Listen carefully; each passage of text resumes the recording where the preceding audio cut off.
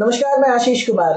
आज हमारे बीच एक ऐसे शख्स मौजूद हैं जो पिछले कई वर्षों से, कई दशकों से वैसे मतदाताओं को पूरी जानकारी देते आ रहे हैं जिनकी पर्चियां गुम हो जाती हैं, जिनका वोटर आईडी कार्ड गुम हो जाता है और जो ये नहीं समझ पाते हैं कि उनका बूथ संख्या क्या है, किस क्षेत्र में है, और वो इस लोकतंत्र के सबसे बड़े महापर्व में अपनी भूमिका नहीं निभा पाते हैं। तो आज भी हम कुछ इसी विषय पे जानकारी लेने वाले हैं। बहुत बहुत स्वागत है राजकुमार जी आपका।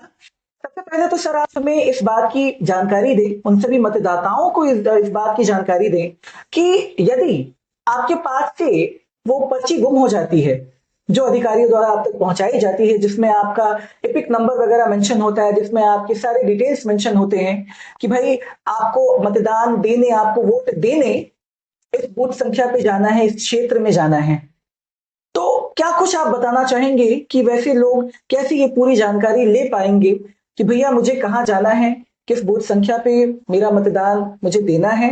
क्या कुछ इस पे आप बताना चाहेंगे? नमस्कार, मेरा नाम राजकुमार हुआ। मुझे बहुत अच्छा लगा आज इस लोकतंत्र के महापर्व पे ये जानकारियां सबों के पास रखनी चाहिए जी। और आपने एक अच्छा सवाल किया है कि वैसे मतदाता जिनकी पर्ची गुम हो जाती, जिनके पास इपिक भी नहीं रहता और उनका नाम मतदाता सूची में उनको पता है जी, तो वैसे मतदाता का हम लोग इपिक लेते हैं। इपिक लेने के बाद मैं एक ऐप दिखलाना चाहता हूँ। ये जो ऐप है मेरे पास, वोटर हेल्पलाइन। वोटर हेल्पलाइन जी, ये सरकार द्वारा दिया गया ऐप है।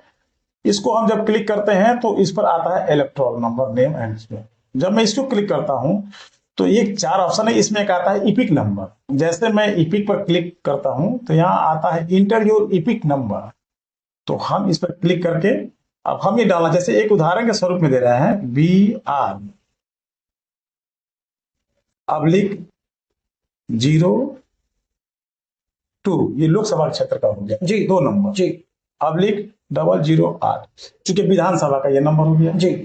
इसके बाद वैसे मतदाता का जिनका इपिक नंबर हो, जैसे एक उदाहरण स्वरूप में 4x081, ये आपके सामने स्क्रीन पे है जी। जैसे मैं सर्च करूंगा तो उनका पूरा डिटेल्स इसमें आ अच्छा, जाएगा। ये पूरा डिटेल इसमें आ जाएगा उस शख्स का जी, कि उसे कहाँ जाना है मतदान देने के लिए, मतदान की प्रक्रिया को पूरा करने के लिए, वोट डालने के लिए, बूथ संख्या क्या है, उसका जो नंबर है वो क्या है। तो ये पूरी जानकारी उनका नाम जी, उनका एज भी कितना है, हाँ, किस बूथ नंबर पे है, जैसे किसी स्कूल में, विद्यालय में है, किस पार्ट यानी बूथ नंबर में क्या है, उनका सीरियल नंबर क्या है, ये पर्ची हम लोग बना के दे देते हैं और वो उस पर्ची को लेकर जो मतदान अधिकारी होते हैं उनको वो देते हैं और उनका वोट आसानी से पड़ जाता है।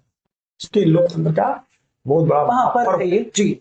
वैसे कभी कभी ऐसे भी देखने को मिल जाता है कि जिनके पास इपिक भी गुम हो जाती है, मतलब वोटर आईडी कार्ड भी गुम हो जाती है, नंबर वोटर आईडी कार्ड पे मेंशन होता है जी। लेकिन उनका ये बात है कि उनका नाम हमारे लिस्ट में, मतदाता सूची में है।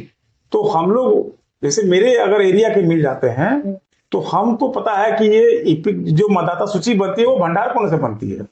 तो मुझे पता है कि इनका घर अगर 2 गली के बाद है तो मुझे पता चलता है कि किस रोल में इनका मिलेगा।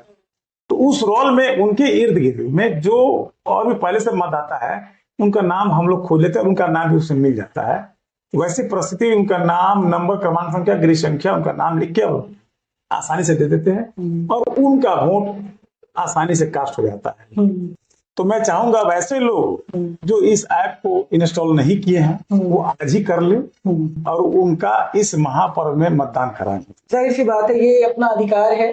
सरकार चूंकि हमें ही चुननी है, सरकार का गठन हमारे उस वोट से ही होना है, तो लोकतंत्र के इस महापर्व में अपनी भूमिका आप जरूर निभाएं और सभी चीजों का, सभी सेवाओं का लाभ उठाते हुए आप अपनी भागीदारी भी निभाएं। बहुत बहुत धन्यवाद हमसे जुड़ने के लिए। जी, थैंक यू। से पश्चिम चंपारण के लिए आशीष कुमार की रिपोर्ट।